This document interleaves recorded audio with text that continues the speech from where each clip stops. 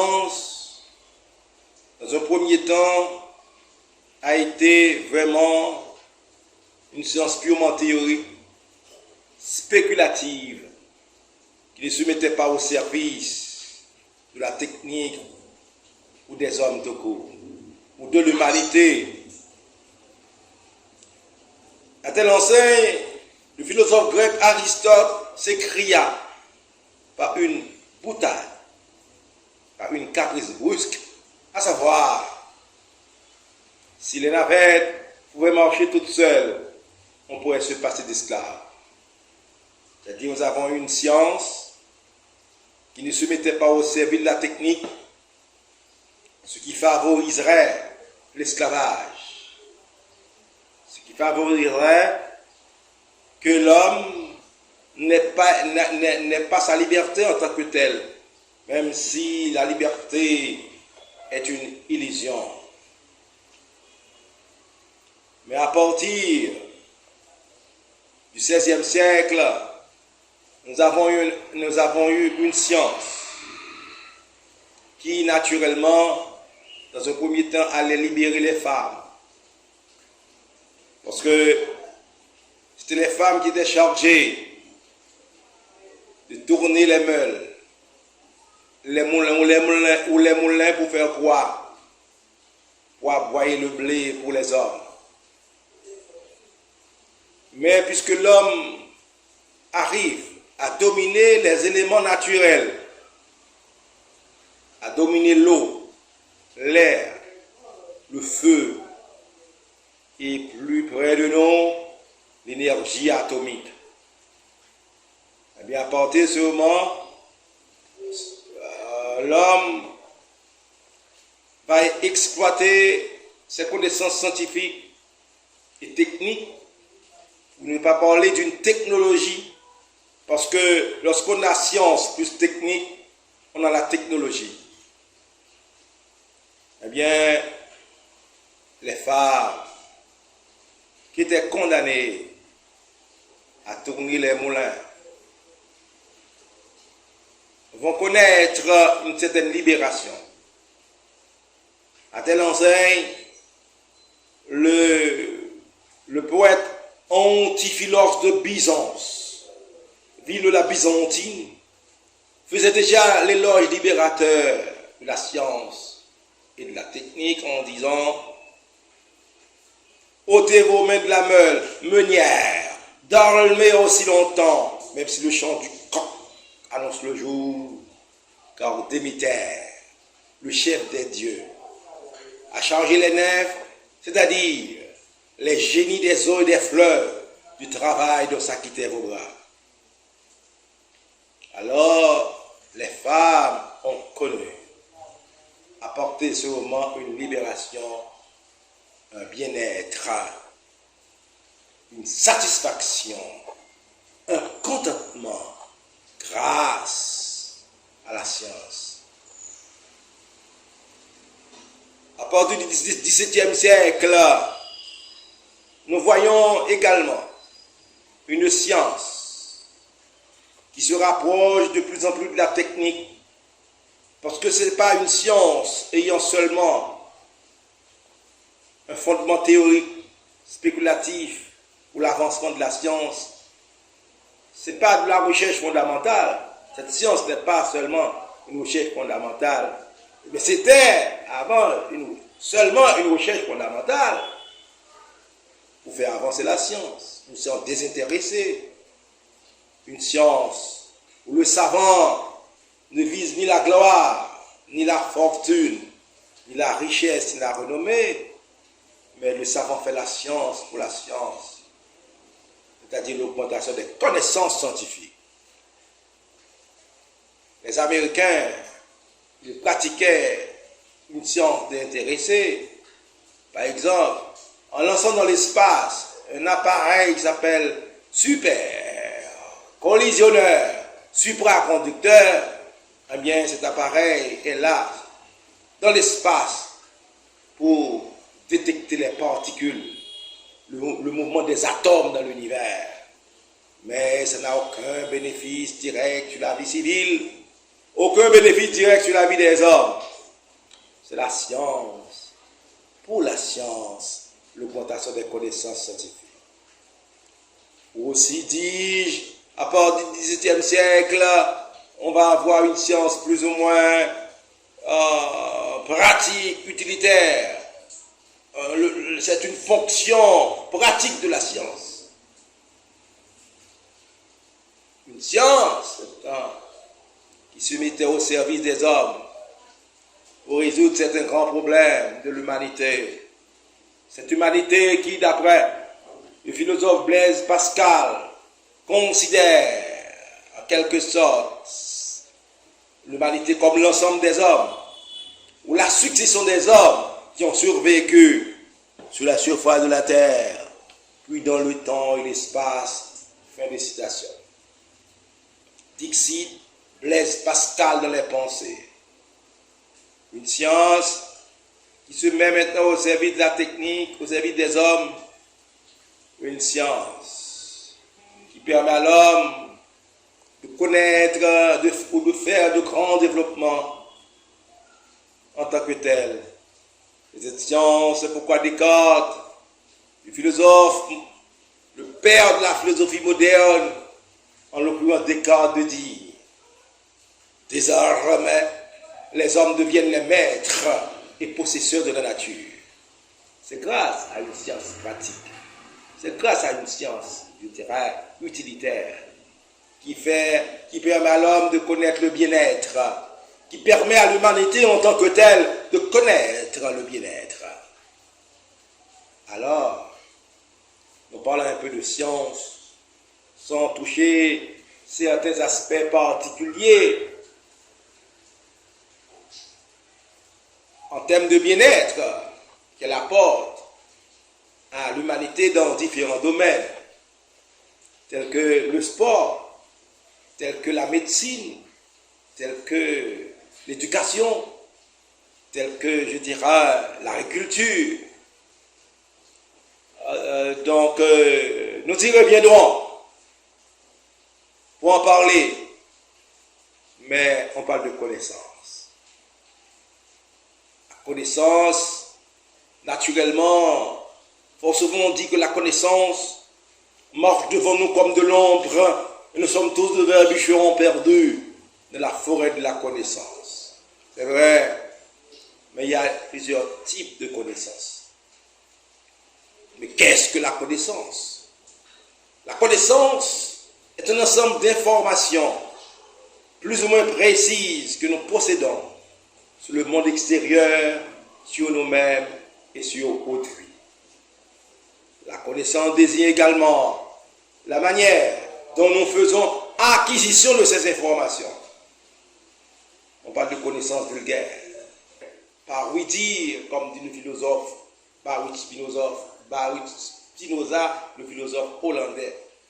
Alors, bref, la connaissance vulgaire, elle n'est pas une connaissance à partir de laquelle on peut fonder vraiment la connaissance, parce que c'est une connaissance qui est incapable d'expliquer un phénomène. La connaissance vulgaire, elle est qualitative. La connaissance vulgaire, elle est, je dirais, subjective. La connaissance vulgaire est particulière. La connaissance vulgaire n'est pas méthodique. Elle est désordonnée. Est une connaissance, je dirais, abracadabrante, de manière désordonnée. Bref, je ne peux pas m'éterniser à en parler, mais il y a la connaissance, je dirais, scientifique. La connaissance scientifique est une connaissance objective, une connaissance, je dirais, méthodique, une connaissance rationnelle. Or, la connaissance vulgaire n'est pas rationnelle, elle est irrationnelle. La connaissance rationnelle est une connaissance, je dirais, générale. Vous voyez, elle tient compte de la généralité. Une connaissance, je dirais, qui est capable d'introduire l'univers dans un réseau de relations intelligibles. Bref, etc. Il y a également la connaissance philosophique. Cette connaissance philosophique qui est là pour réfléchir sur les fondements de toutes les connaissances en tant que telles, sur les fondements de toutes les connaissances en tant que telles, une connaissance réflexive, une connaissance qui est là pour réfléchir sur les grands maux qui ravagent l'humanité, sur les grands maux que connaît l'humanité. C'est une connaissance, je dirais, qui est là, qui est tout à fait englobante en termes de réflexion sur l'humanité en tant que telle, sur la vie, les hommes, les êtres, le monde en général. La connaissance vulgaire n'a pas vraiment un fondement. C'est là un fondement et un fondement sans fondement. Parce que le vulgaire se contente de dire les choses, ne pas les expliquer en tant que telles. C'est des explications rationnelles, scientifiques. Il parle de connaissances vulgaires, de connaissances scientifiques et de connaissances philosophiques. Mais nous parlons, ce qui nous intéresse fondamentalement, c'est la connaissance scientifique. C'est une connaissance basée sur la science. Donc, l'humanité a besoin de la connaissance. Et une connaissance d'abord en termes de bien-être collectif, encore bien-être en matière technique, en matière, je dirais, d'organisation de la vie, en matière d'organisation sociale. C'est une connaissance qui, par exemple, scientifique peut être appliquée dans plusieurs domaines. Par exemple. Il y a le sport.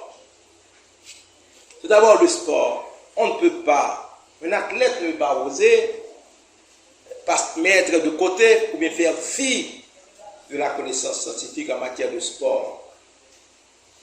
Pour les relaxants musculaires, pour l'athlète en tant que tel. C'est-à-dire pour les palpitations cardiaques, en d'autres termes, pour le mouvement de son cœur, pour le mouvement de son corps. Donc, il doit, pour la circulation de son sang, il doit avoir certaines connaissances. Et la science apporte ces connaissances pour son bien-être physique et pourquoi pas aussi pour son bien-être matériel.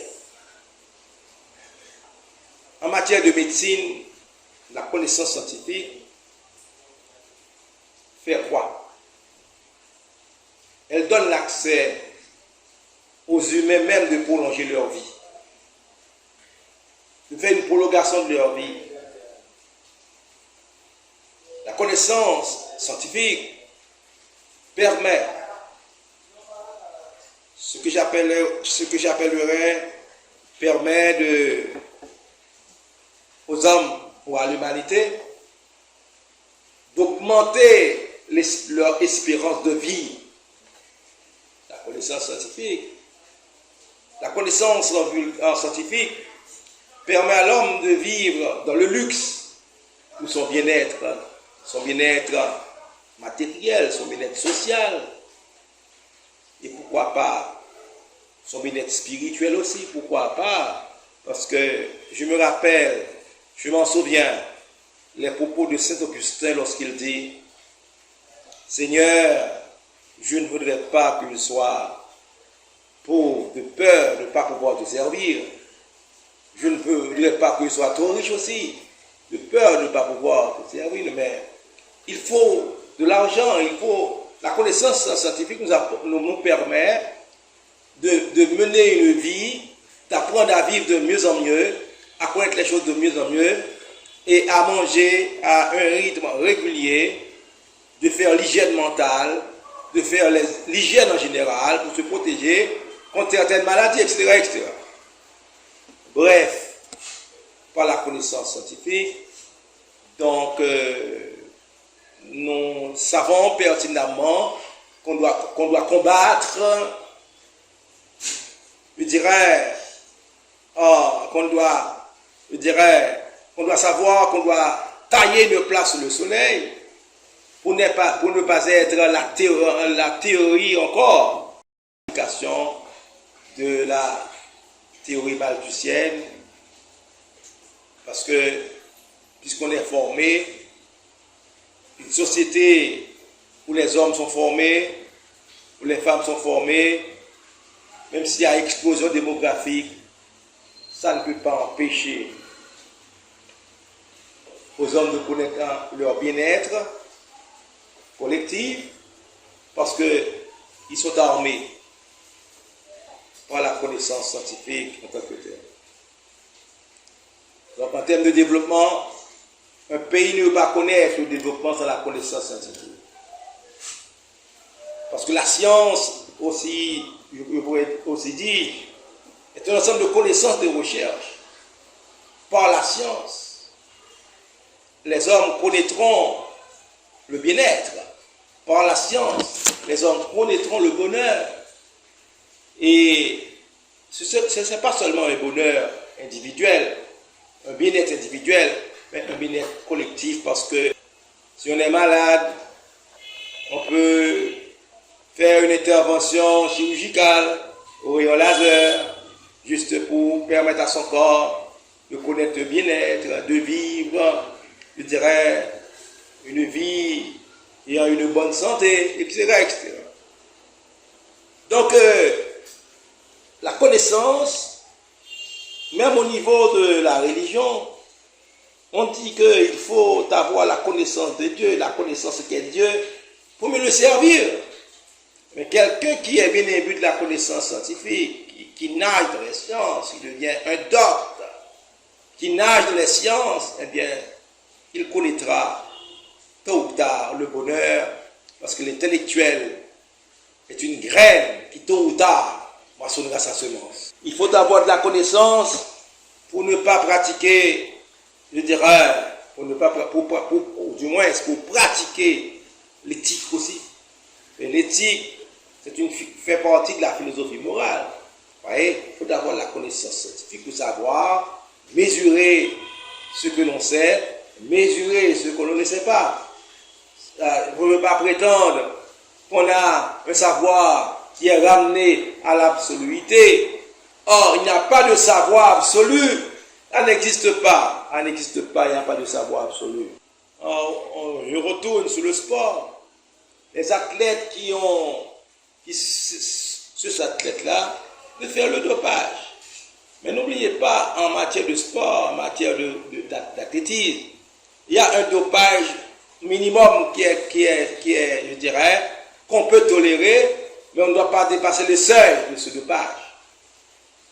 On doit savoir quoi manger, qu'est-ce qu'on doit manger par la diététique, lorsqu'on fait l'athlète ne peut pas nourrir de tout ce qu'il trouve. Il y a un régime alimentaire pour l'athlète. C'est la science, la connaissance scientifique qui nous permet d'avoir ce régime.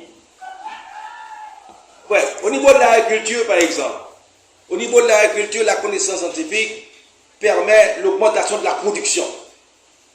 C'est l'augmentation de la production, c'est-à-dire la production en tant que telle, parce que aujourd'hui, grâce à la connaissance en matière d'agriculture, il y a des machines. On peut dire avec le penseur moderne, il y a des machines. C'est la mécanographie, c'est la mécanisation. Donc il y a des machines pour faire quoi? Il y a des machines, oui, des machines pour planter. Des machines pour faire quoi? Des machines pour sarcler, des machines pour arroser, des machines pour moissonner, récolter, faner, trier, et même réaliser des calculs qui sont réservés à l'homme. Mais alors, il reste encore une chance à l'homme de réparer la machine grâce à son intelligence. Au niveau de l'agriculture, la connaissance scientifique permet l'augmentation de l'agriculture, ce qui permettrait à l'humanité de combattre la misère, le misérabilisme en tant que tel. L'augmentation de l'agriculture, l'augmentation de la production en tant que tel. Au niveau, par exemple, de l'écologie, donc il est vrai que il y a aussi, à la connaissance nous permet de savoir de ne pas pratiquer la destruction de l'environnement, la destruction de l'écologie, la destruction de l'écosystème. Parce que Lorsqu'on essaie par exemple une bombe, eh bien les dégâts causés par cette bombe sont vraiment incalculables. On ne peut pas mesurer ces dégâts parce que mais le scientifique avisé saura qu'il ne doit pas laisser une planète pour la génération montante polluée par les déchets atomiques, toxiques ou chimiques. La génération montante ne doit pas recevoir de cette génération une planète polluée où il ne fait pas bon de vivre. C'est pourquoi la science travaille pour le bien-être de l'humanité, pour l'avancement de l'humanité. Il y a certains cargos de pétrole qui sont plongés dans l'océan Atlantique, par exemple, qui détruit la faune marine. Eh bien, par la connaissance scientifique, par la connaissance, on saura qu'on ne doit pas organiser ce genre de transport qui facilite la destruction de la faune, encore l'essai des bombes atomiques dans la mer. Le scientifique doit savoir, il doit cultiver le respect de la vie, de la dignité humaine en tant que telle. Ce sont les qualités morales de l'esprit scientifique, les qualités morales de l'esprit scientifique, avoir le sens pour ne pas en quelque sorte détruire l'humanité. La science pour nous faire connaître le bien-être, en construisant une maison par exemple, un gratte-ciel. Aujourd'hui, nous avons des gratte-ciels, nous avons des maisons de luxe par exemple, des maisons où nous habitons, où il fait bon de vivre. Mais c'est grâce à la science qui nous apporte ce bien-être. Les voitures de luxe par exemple, les voitures de luxe, c'est-à-dire que, et tout ça, ce sont les bien-être, le bien-être que la science nous apporte. Un avion, par exemple, un avion, il y a à Port-au-Prince, à 7 h du mat, eh bien, à midi, à 7 h du mat, je prends mon petit déjeuner à l'aéroport international François-Duvalier. Aujourd'hui, tous sont l'ouverture. Eh bien, je peux prendre mon dîner à New York et mon souper à Londres. C'est grâce à la science. C'est grâce à la connaissance scientifique. Donc, nous sommes arrivés à ce point. Donc, c'est la raison pour laquelle nous devons faire éloge de la science, c'est vrai, mais tout en évitant certaines exagérations. Parce que il y a Edmond Goblet, par exemple. Edmond Goblet nous dit, ne peut y avoir ni de vérité, ni de probabilité ou de vraisemblance en dehors de la science. Vous nous montrez l'importance de la science. Oui, aujourd'hui, la science est importante. La science est importante pour apporter le bien-être à l'humanité, pour soulager l'humanité de ses maux, de ses problèmes, de ses tracas, et pour combattre la misère, l'angoisse existentielle, voire métaphysique. Donc, la connaissance, la science et la connaissance marchent devant nous comme de l'ombre, et nous sommes tous des vrais bûcherons perdus dans la forêt de la connaissance. Et la science qui permet aux sportifs de porter des vêtements légers, des vêtements capables, qui ne les empêchent pas de courir, de marcher. Les nouveaux matériaux ou matériaux composites des vêtements doivent être résistants, souples ou rigides et légers. Ils se composent de fibres, de verre ou de carbone associés à une colle ou polymère. Nous remercions tous les auditeurs ici présents qui ont suivi de toute oreille cette conférence. Nous remercions tous les participants qui ont pris part. Nous remercions également tous les internautes qui nous écoutent actuellement et qui vont faire marcher ce message. Donc, nous souhaitons les retrouver prochainement pour une autre conférence. Pareil, pour une conférence de si grande envergure. À bientôt.